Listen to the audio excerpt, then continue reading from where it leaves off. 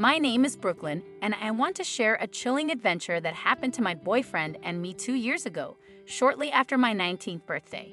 Growing up, my opportunities for travel were limited due to my parents' busy schedules and financial constraints. My only glimpses of the world outside were through school trips. Inspired by movies like Tarzan, I always dreamed of going on a safari. That dream unexpectedly turned into reality a week after my 19th birthday, thanks to my friend Charles. Coming from a very affluent family, he surprised me with a trip to one of the world's premier safari destinations. We stayed in a luxurious hotel for the first 2 days of our trip, soaking in the grandeur. The safari itself was like stepping into a different world. We encountered an array of wildlife: elephants, giraffes, tigers, and vibrant parrots, animals I had never imagined seeing up close. Sharing this experience with someone I loved made it even more special. We wandered hand in hand, marveling at the natural beauty and the magnificent creatures around us. Our adventure continued as we checked into a different hotel located by a river in the heart of the wilderness. This immersive experience allowed us to interact closely with the animals. We rode elephants, fed them, and even got the chance to pet some tigers. It was surreal and thrilling, an experience I'll never forget. The climax of our safari adventure was a jeep ride into the desert plains at dusk in search of lions. As we ventured into the wild, the excitement and anticipation were palpable. Little did we know, this part of the trip would unfold into an experience far beyond what we had imagined, marking our safari as not just a dream come true, but also a tale of unexpected suspense and fear.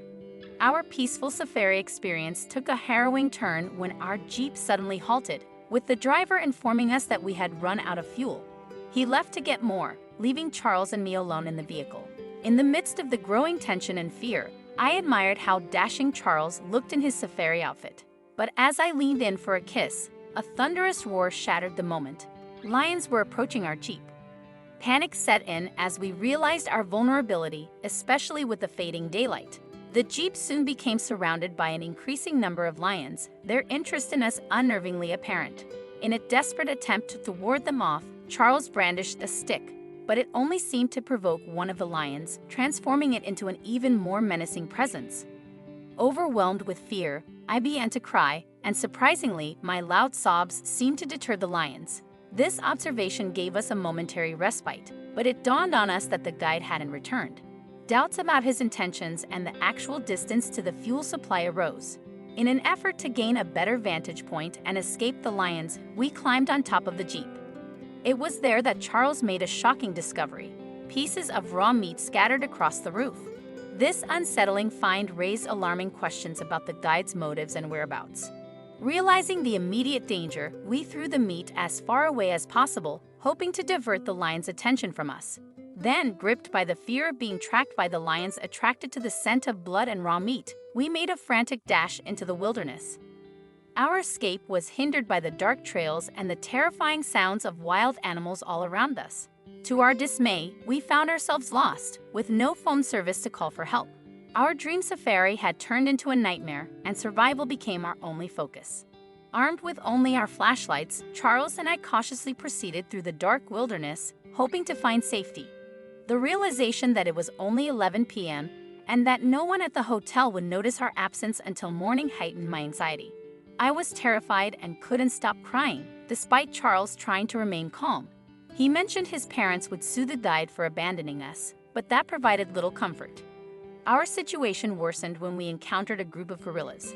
The alpha, enormous in size, was patrolling the area.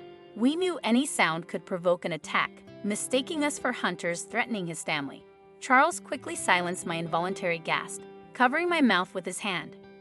As we continued our tense journey, the sounds of the wilderness were all around us: insects, snakes, and unknown creatures in the darkness. It was overwhelming, and I longed for the ordeal to end. Suddenly, we were confronted by a man in a green outfit aiming a gun at us. He shouted for us to stay away. As we cautiously approached, the dim moonlight revealed his face. It was our driver, the man who had left us stranded. But then, he addressed me by name, and I recognized him. Nathan, a high school classmate who had obsessively declared his love for me multiple times, always rejected by me. His presence there in the middle of nowhere was baffling and terrifying. He accused us of belonging in the wild, a twisted justification for his actions. I pleaded with him not to harm us, trying to reason that his feelings from over 5 years ago couldn't still be influencing him. But then, he aimed the gun at Charles.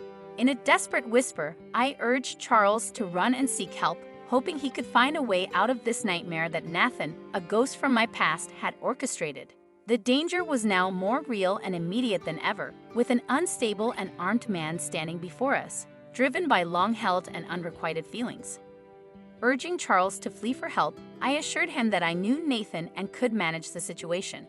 As Charles sprinted away, I positioned myself in front of Nathan, preventing him from pursuing. In a desperate attempt to defuse the situation, I feigned affection for Nathan, slapping him to jolt him into believing that I wanted privacy with him.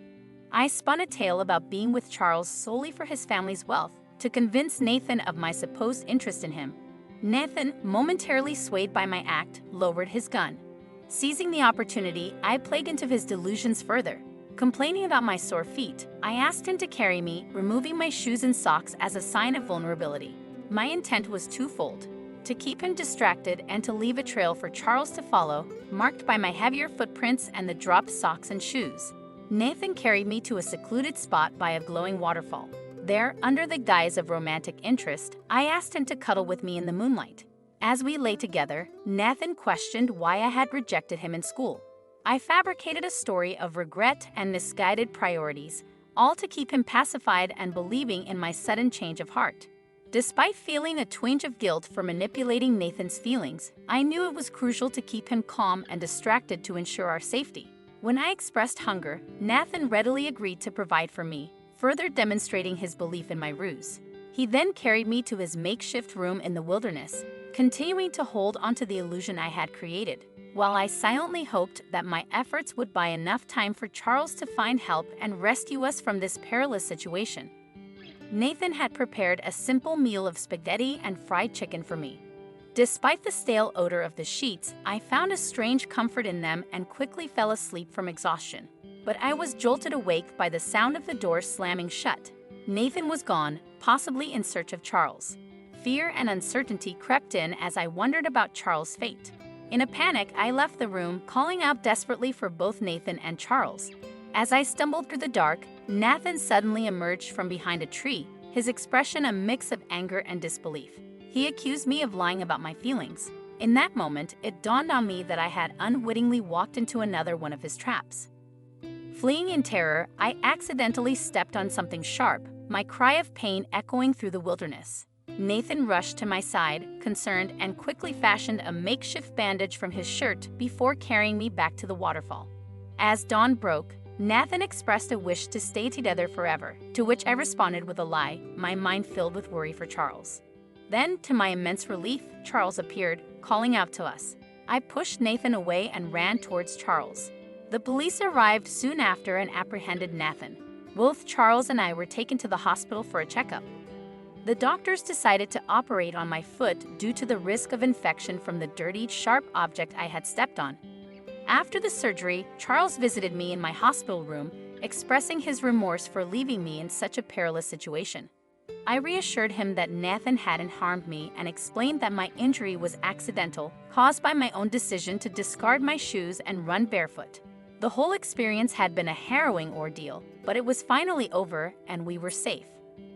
After the harrowing safari incident, Charles and I returned home, while Nathan was admitted to a mental health facility. His mental state had been undetected, allowing him to secure a job as a safari guide. His altered appearance, with a beard and mustache, had initially made him unrecognizable to me. Despite the trauma he caused, Charles and I harbored sympathy for Nathan. We occasionally visited him, though we showed a clear disdain for Charles's presence. Over time, Nathan showed signs of improvement, and Charles and I began to heal from the traumatic events. Our lives gradually returned to normalcy. Charles and I got engaged, bought a house, and I became pregnant with our first child, a boy. However, our newfound peace was disrupted when Charles turned on the news one day to a startling report. A patient had escaped from the mental hospital, attacking guards in the process. My heart sank as I joined him in front of the TV, recognizing the hospital mentioned in the report as the one where Nathan was admitted. The footage captured on a street camera confirmed our fears. It was Nathan. While we hoped no harm would come to Nathan, his escape was a cause for concern, particularly due to his past behavior and our family's safety. With a newborn son, our priority was to protect our family.